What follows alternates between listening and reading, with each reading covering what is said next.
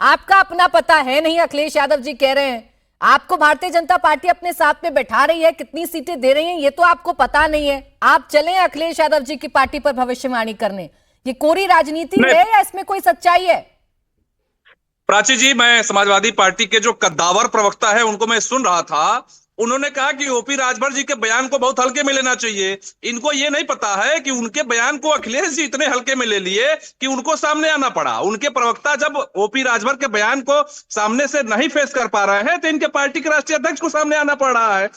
OP Rajbhar ji के एक tweet और एक फेसबुक पोस्ट को लेके पूरी खलबली मच जा रही है। इनके प्रवक्ताओं को यह नहीं सूझ रहा है कि शाम को हमको टीवी डिबेट में बयान क्या देना है, इसका कार्य कैसे करना है। क्योंकि ये पीडीए पीडीए तो चिल्लाते हैं, पहले माई माई करते थे, माई का मतलब यादव और मुस्लिम, और आज पीडीए पीडीए कर रहे हैं। पीडीए में क्या राजभर नहीं आता है क्या? आप राजभर को गाली दे रहे हैं और बात कर रहे हैं पीडीए की। ये कौन सी पीडीए है? अखिलेश यादव जी के प्रवक्ता से मैं पूछना चाहता हूं कि ओपी राजभर एक बार भाजपा के साथ थे, एक बार समाजवादी पार्टी के साथ थे और पुनः भाजपा के साथ आए। अखिलेश यादव जी के प्रवक्ता जरा आपके चैनल पर बताएं कि देश की कोई ऐसी पार्टी है जिसके साथ समाजवादी पार्टी ने गठबंधन न किया हो और उसके पीठ में कूड़ा घोपने का काम न किया हो। इनके पास इस प्रकार का कोई जवाब नहीं होगा। इनका तो एक ही नारा हुआ करता था, जो जमीन सरकारी है वो जमीन हमारी है। इनका वही नारा हुआ करता था। बेचारा ये करे क्या? इनके जमाने में जो भर्तियां होती थी वो चच्चा क्या निकलता था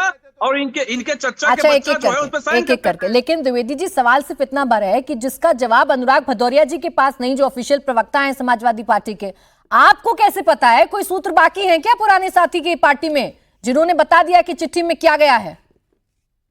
नहीं प्राची जी, समाजवादी पार्टी में हमारे पार्टी के बहुत ऐसे लोग टूट के गए हैं जो आम मुखबिरी करते हैं। हम जानते हैं ना कि समाजवादी पार्टी में रोज क्या होता है।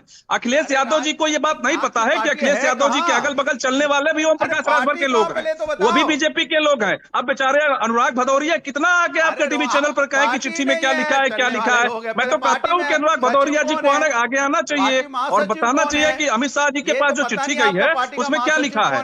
ये बात नहीं बताएंगे, ये मूल बात से भटका के और ये अयोध्या में लाएंगे, चंदा पे ले आएंगे। मैं तो पूछता हूँ, सच को आंच नहीं होती है। अगर आपने कोई अपने सरकार में भ्रष्टाचार नहीं किया है तो आप ईडी से क्यों घबराते हैं? अच्छा चले ठीक है राघवेंद्र, इसका जवाब तो वो दे देंगे, लेकिन ये बड़ा खुलासा आपने कर दिया। आप बताइए, आप इतनी बड़ी पार्टी के साथ हैं, आप एनडीए का हिस्सा हैं और आपको समाजवादी पार्टी की मुखबिरी करने की जरूरत पड़ती है। राघवेंद्र जी, ये तो गलत बात है। अब अनुराग भदौरिया जी बताएंगे कौन है वो मुखबिरी जो करते हैं आपके दल में। खैर तहसीन पूनावाला जी, आपने रोहन गुप्ता जी को सुना, उन्होंने कहा कि भाई हम लोकतंत्र की हत्या नहीं करते, अपनी विचारधारा से जो पार्टी भटकती है उसके नेता आ जाते हैं, तो हम क्या करें भाई? ये तो उन पार्टियों को सोचना चाहिए, आत्ममंथन करना चाहिए उनको। वो जिन्होंने प्लेन क्रैश किया 9/11 में, उन्होंने भी कहा हम प्लेन क्रैश नहीं करते, वो तो प्लेन हमने गलती से प्लेन हमारे हाथ में आ गया तो हम बिल्डिंग के अंदर घुसा दिए। इस तरह की बातें कर रही है भाजपा। आपको प्राची जी, आप बहुत वरिष्ठ पत्रकार है, थैंक यू, आपके साथ मुझे शो में शिरकत करने का मौका मिल रहा। आपको ये बात सही लग रही जो रोहन भाई कह रहे हैं? आप देखिए, आप विपक्ष से सहमत हो ना हो, इत्तेफाक रखो ना रखो, आप एक चीज सोचिए, जिस तरह से भाजपा को सूट करता है उस तरह से हमारी राजनीति को मोड़ा जा रहा है।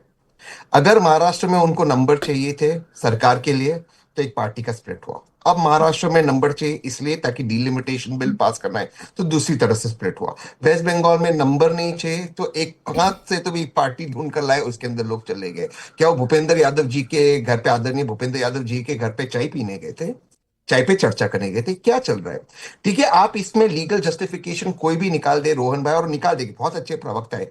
लेकिन एक चीज याद रखना, कुरुक्षेत्र के रण में जब दुर्योधन वहां बैठे, जब दुर्योधन आखिरी सांसें ले रहे थे, दुर्योधन पूछता मैंने लीगली क्या गलत किया, और तब व्यासा लिखते हैं कि क्या शासन केवल लीगल होता है? क्या उसमें नैतिकता नहीं होती? क्या ये नैतिक है? आप जिस तरह से, और इसको मास्टर स्ट्रोक, चाणक्य नीति, हम कर रहे हैं, हम तोड़ रहे सारे पार्टीज को, क्या ये सही है? क्या ये भारत के लोकतंत्र और जमहूरियत के लिए सही है?